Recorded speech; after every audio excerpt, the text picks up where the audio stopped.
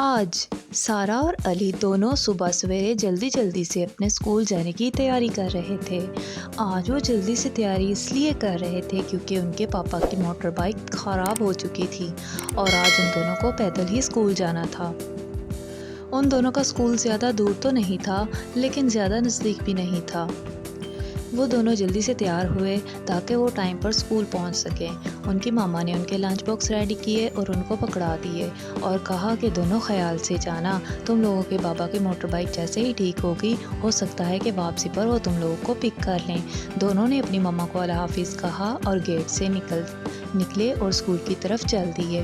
چلتے چلتے راستے میں ان کو ایک بہت پرانا اور ویران گھر نظر آیا۔ انہوں نے غور سے اس گھر کی طرف دیکھا تو ان کو کھڑکی میں کوئی چیز ہلتی ہوئی محسوس ہوئی۔ تو سارا نے علی سے کہا، علی تم نے دیکھا وہ جو سامنے بڑا سا ویران گھر ہے اس کی کھڑکی سے کوئی ہمیں دیکھ رہا ہے۔ علی نے اس طرف دیکھا تو اس نے کہا، سارا مجھے تو کچھ نظر نہیں آ رہا۔ تو دونوں نے فیصلہ کیا کہ چل کر دیکھا جائے کہ آخر اس کے اندر کون ہے، کہیں کوئی بچہ تو نہیں پھنس گیا اندر گھر میں اور شاید وہ مدد کے لیے کسی کو دیکھ رہا ہو۔ تو ان دونوں نے فیصلہ کیا کہ وہ اس طرف چلتے ہیں۔ جب وہ دونوں گھر کے نزدیک پہنچے تو انہوں نے کھڑکی سے اندر جھانکنے کی کوشش کی لیکن ان دونوں کو اندر سے کچھ بھی نظر نہیں آ رہا تھا۔ اندر بہت زیادہ اندھیرا تھا۔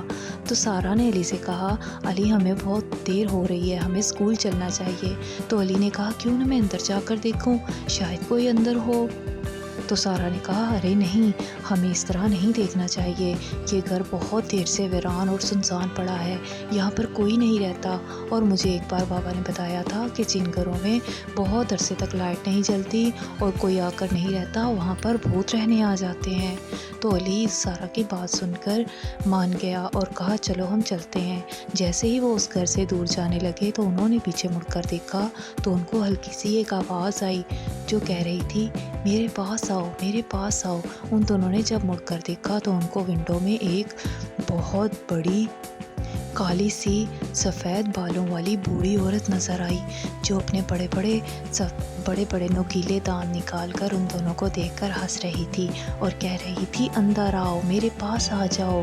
یہ دیکھ کر سارا اور علی دونوں اتنا ڈر گئے کہ وہ دونوں تیزی سے بھاگتے ہوئے اپنی اسکول کی جانب دوڑنے لگے اور اسکول جا کر دم لیا اور اسکول میں جا کر دونوں نے وعدہ کیا کہ اب دوبارہ وہ اس گھر کی طرف بالکل نہیں دیکھیں گے اور نہ ہی اس گھر کی طرف جائیں گے۔ ان دونوں نے اپنے اسکول کا کام شروع کیا۔ بریک ہوئی اور بریک کے بعد چھٹی کا ٹائم ہو گیا۔ ان دونوں نے تھوڑی دیر اپنے بابا کا انتظار کیا کہ شاید ان کے بابا ان کو لینے آ جائیں، لیکن ہو سکتا ہے ان کے بابا کی موٹر بائک ابھی بھی ٹھیک نہیں ہوئی۔ اس لیے دونوں نے فیصلہ کیا کہ اب ہم دونوں مل کر پیدل چلتے ہیں اور گھر کی طرف چلیں۔ دونوں نے اپنے اسکول سے نکل کر ایک دوسرے کا ہاتھ پکڑا اور اپنے گھر کی طرف چلنا شروع کر دیا۔ سارا نے علی سے کہا، اب تو ہم اس ویران گھر کی طرف دیکھیں گے بھی نہیں، ہمارے پاس کوئی دوسرا راستہ بھی نہیں ہے ورنہ ہم راستہ بدل کر اپنے گھر چلے جاتے۔ مجھے تو بہت ڈر لگ رہا ہے، مجھے تو ابھی تک وہ صبح والی بوڑھی چڑیل یاد آ رہی ہے جو کھڑکی سے ہمیں دیکھ کر ہمیں اپنے پاس بلا رہی تھی۔ علی نے کہا، تم فکر مت کرو، ہم اس گھر کے پاس جیسے ہی پہنچیں گے وہاں سے ہم تیزی سے بھاگنا شروع کر دیں گے تاکہ وہ عورت ہمیں دیکھ نہ سکے۔ وہ دونوں چلتے چلتے جب اس ویران گھر کے پاس پہنچے تو وہ دونوں وہاں سے جلدی سے گزرنے لگے لیکن ان کا جلدی سے گزرنا بھی ان کے کام نہ آیا۔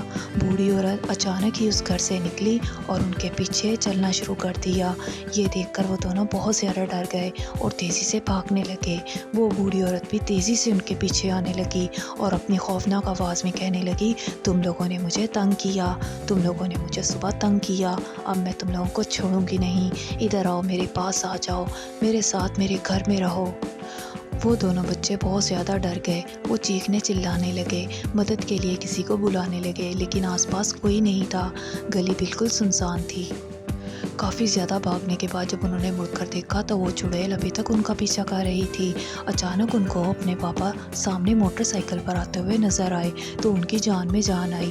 ان کے بابا نے بھی ایک بوڑھی سی چڑیل کو بچوں کے پیچھے بھاگتے ہوئے دیکھ لیا۔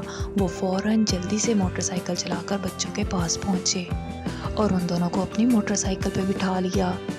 دونوں بچے رو رہے تھے اور خوف کے مارے کانپ رہے تھے، تو ان کے پاپا نے ان کو تسلی دی کہ تم لوگ فکر مت کرو، اب میں آ گیا ہوں، اب تمہیں کوئی بھی کچھ نہیں کہہ سکتا۔ اتنا کہہ کر اس کے پاپا نے تیزی سے موٹر سائیکل چلائی اور اپنے گھر آ کر دم لیا۔ گھر آ کر سارا اور علی نے اپنی ماما کو ساری بات بتائی تو ان واو!